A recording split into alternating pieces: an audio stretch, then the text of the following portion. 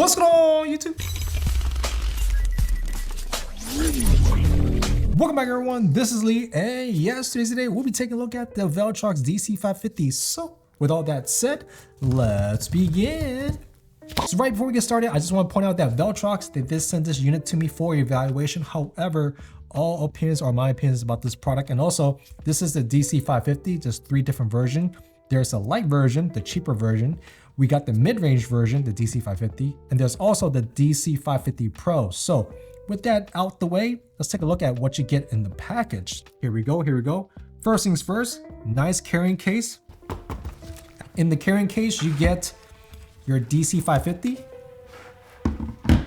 You also get your MPF battery right over here. You get the metering right there. Oh yeah. And also on the back of this battery, you could charge with a USB-C cable if you want. And also you get a cold shoe adapter for your monitor right over here. Let's see, what else do you get? You get a USB to a USB-C cable. You also get your HDMI cable, you get your micro, and you also get your mini HDMI cable. So with that in mind, you don't get a HDMI to HDMI, which is a bummer if you're using like a Lumix GH5 or Nikon Z9 or Nikon Z8. They use a full HDMI port. So this doesn't come with HDMI cable to HDMI. So just keep that in mind. You need to buy that separately. Now, as for the features of the VILTROX DC550, this features, in my opinion, the first ever that I have ever seen in the studio, a hardtop detachable hood. Yes, this is a hardtop right here. And let me detach it to show you guys. You just detach it if you want. And there you go.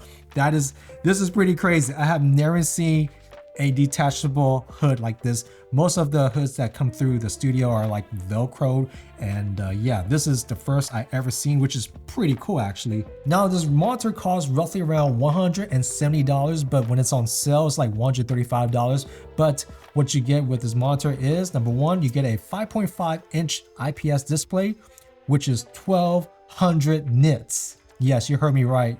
1200 nits, that is pretty bright, but we'll definitely do a lux test in a moment. Now, this is also a 1080p 30Hz touchscreen display with a 1000:1 contrast ratio and also up to 160-degree viewing angle. So this particular monitor right here with a detachable hood design and also a 1200 nits at 170 USD, this is an amazing monitor right here. Now let's see if they're actually true about that. So with that in mind, I'm going to take my Nikon ZF right here. I'm gonna hook this all up for the Nikon ZF. One moment, let me just put this in. There we go. Let me plug in the battery. This is the micro HDMI, I believe. So let me find the micro HDMI. Looks like the way you turn this monitor on is by, oh, this is not bad, by a switch. All right. Now let's take a light meter test on the unit. Here we go, 1, 2, 3. It's about, wow, okay. 1,151 lux. That is amazing. That's crazy because we just did a monitor recently around this price bracket. It was about 500 nits for this price bracket right here. Now with that out the way, let me show you guys around the monitor. One moment, let me unplug it. Now here is the top portion of the monitor. You get an SD card slots. Also, you get F1, F2, F3, and a back key. Basically, this is the back key. F3 is for the menu. F2 currently right now is set for false color, and F1 is set for waveform. Now, let's take a look at the right side of the monitor. Now here's the right side of the monitor. Here's a USB-C plug right here in case you want to power from a V-mount battery. Also, you get a 1/4-inch screw, and here's your 12-volt in. So there's like 3 ways to actually power this unit: battery, USB-C to the V-mount, or a 12-volt in. So that is pretty cool. 3 ways to power this unit. Now, let's take a look at the other side of the unit. Here's the left side. This is your typical on and off switch. And also here's your scrolling wheel. And once you select your option, you could just, and so that's very simple. Now at the bottom of the unit, you get your HDMI out, HDMI in, and also your headphone jack. And on the back of the unit, you get your NPF battery slot. Let me show you guys right quick. You just press this button to release. And there you go. And these are vents for the cooling on the back. And so with that in mind, let's take a look at the actual monitor. Now here are some features of the monitor right quick. You could definitely zoom in with 2 of your fingers like a smartphone. There we go. Also it features your volume on the side right here. And if you want to access the menu, you easily just hit, oh, I'm sorry. Turn on the camera 1 second. You just hit the button on the side and your menus pops up. You get 4 menus on the top. Now the first menu allows you to adjust the brightness, the contrast, the saturation, the sharpness, the hue, backlit, color temps, and RGB of the actual monitor. So this is the screen monitor option right here, the first icon. Let's take a look at the second icon. The second icon is basically composition. You could turn on your grids, select this grid, you hit the button right here, boom, right? You could go 4:3 if you want to do 4:3, boom, there you go. Let me turn off the grid so you can see the 4/3 right there. Well, you got auto mode here, that's pretty cool. You could zoom in. Oh, wow, you could do 10 times zoom. Whoo!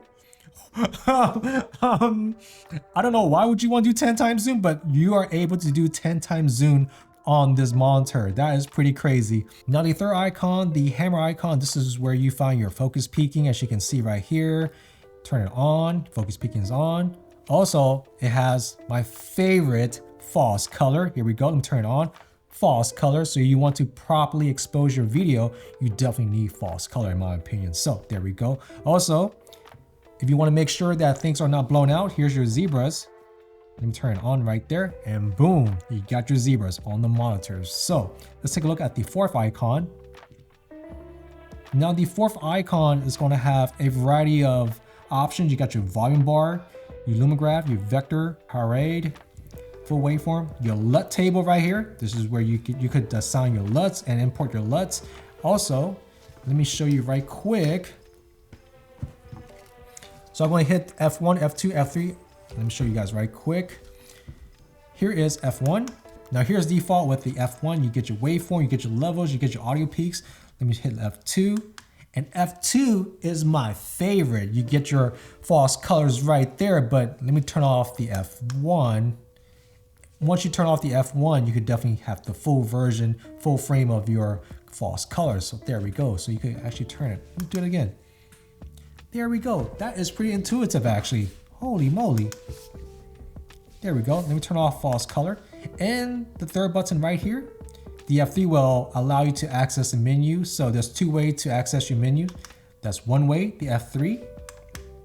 Also, let me show you, just pressing this button, you also get into the menus. So there's 2 ways in accessing the menus on this monitor. So that's pretty cool. Also, the last button right here is the back key. Boom. So once you do your magic, hit the back key, and you're done. So that's pretty intuitive actually. Let me see. Boom, you're done. Boom, you're done. Turn on the waveform. Boom, you're done. Get onto menus. Boom, you're done. Okay, you cannot get off the way. So in order to get off the waveform, you need to hit the waveform button, which is F1 again. Also, let me hit F2. Let's see if I want to go back. Nope, you need to turn on the false color, which is F2. And there you go. And that is your quick walkthrough with the DC550. That is pretty cool. So just wrap things up, the VILTROX DC550, there is a lot to like about this particular unit right here and very little cons about this unit at this price point. So let's talk about it right quick.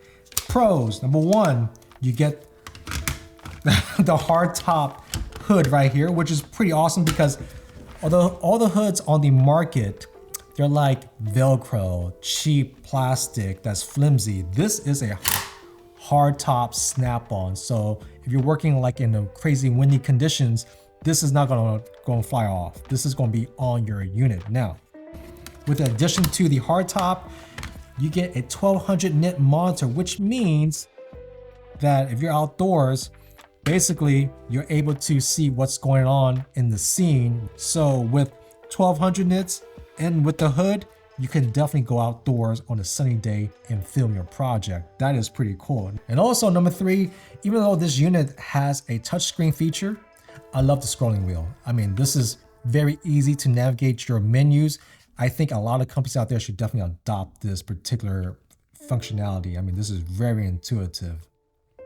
Now, let's talk about some cons about this monitor, and it's not that much actually. So the first 2 is just accessories. I mean, you don't get the HDMI to HDMI, you need to buy that yourself. Also, you don't get a DC plug as well. So if you're planning to plug in like a V-mount battery, you don't get that. You need to buy that yourself. So the DC 12-volt cable, you don't get that. Now, also, this is just a suggestion.